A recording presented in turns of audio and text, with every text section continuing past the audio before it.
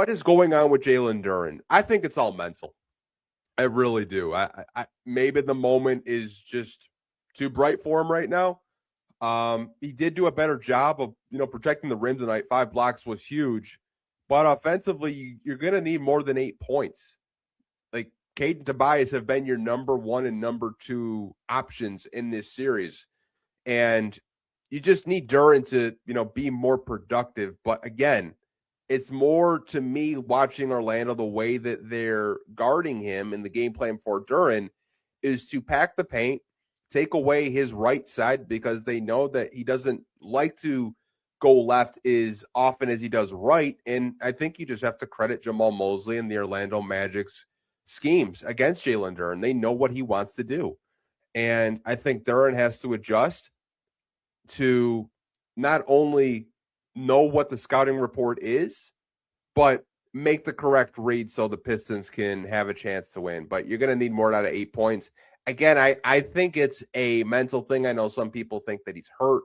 I don't think Jaylen Duren's hurt. If he was hurt, he wouldn't have had 5 blocks. Bro, imagine being Jaylen Duren right now. Not only is you losing the game, but you losing the game to the same nigga who took your girl. Like, that is trash. And then you're not even gonna get it back in blood on the court. You supposed to be hooping. But instead, you're getting out-rebounded by the guy who took your girl. That is crazy. There's no way. Angel Reese is the reason why the Magic are up 2-1 right now and might upset the Pistons in round 1. If you don't know, Jaylen Duren is Angel Reese's ex, while Wendell Carter is her current boyfriend.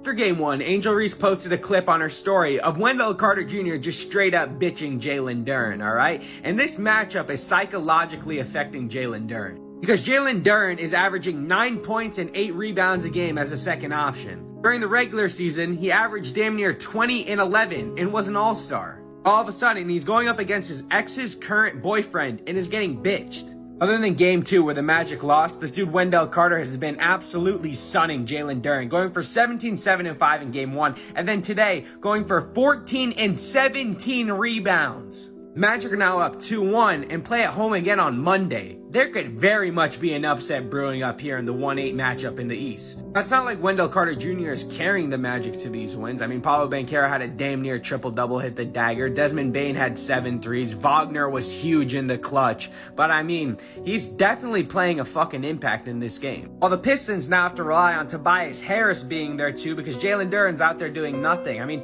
Cade had 27, 5, and 9, yeah, but he had 9 turnovers and was inefficient from the field. Amen Thompson played pretty damn good, had 5 blocks, 2 steals, but he did have that flagrant that hurt them.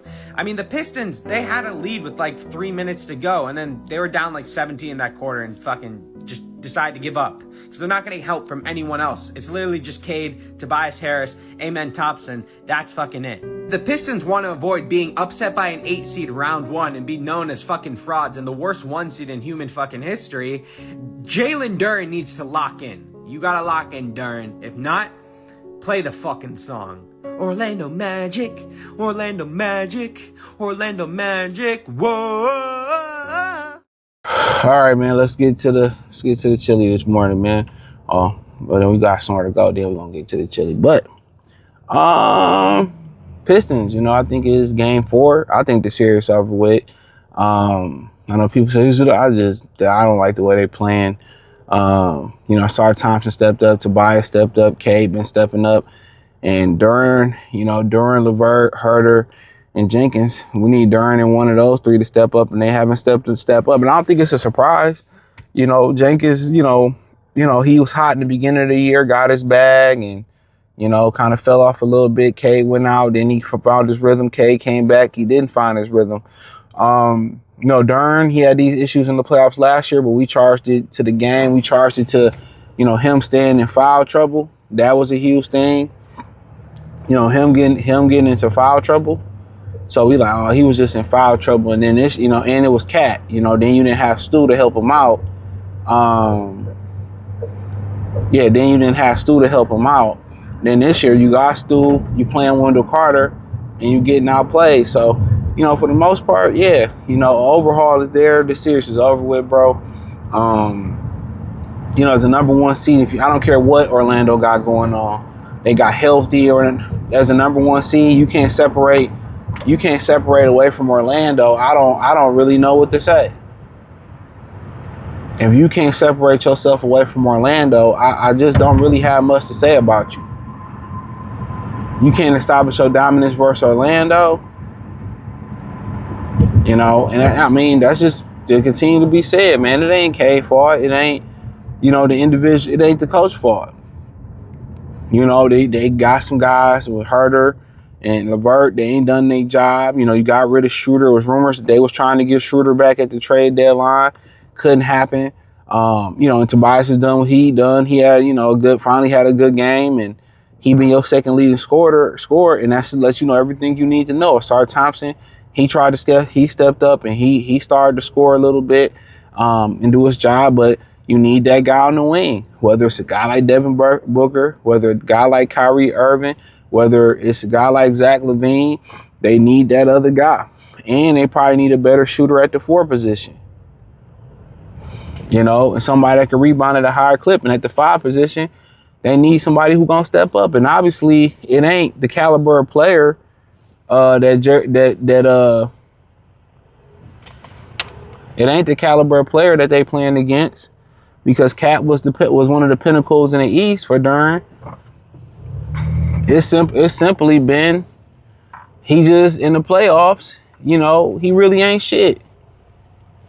You know, I hate these damn roundabouts. In the playoffs, he simply ain't shit.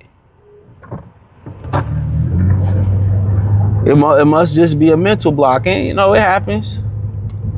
It happens. Definitely happens all the time.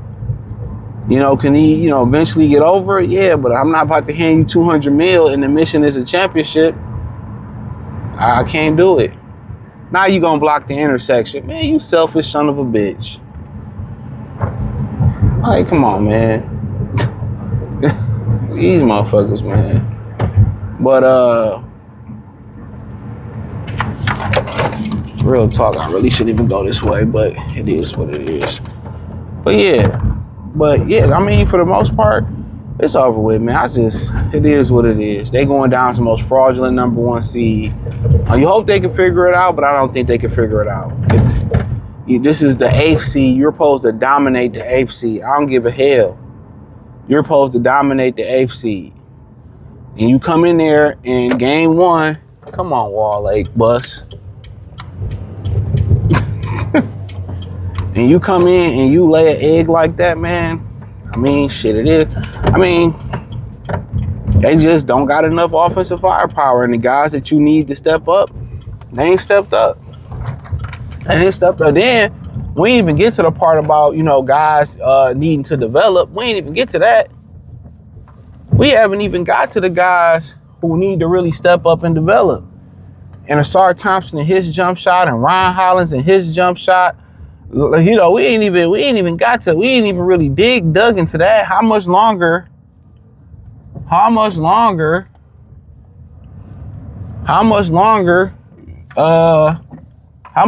do you wait for them? How much longer do you wait for them to develop? You know what I'm saying? How much longer do you wait for them to develop? You know, and that's the $1 million question. But we in a bad way right now, homeboy. The Pistons in a bad way. But for the most part, hopefully, you know, they can figure that out. Hopefully, you know, hopefully they can figure it out. But yeah, they in trouble. They in big trouble. But we'll see what happens. Peace. I'm distraught. I'm hurt.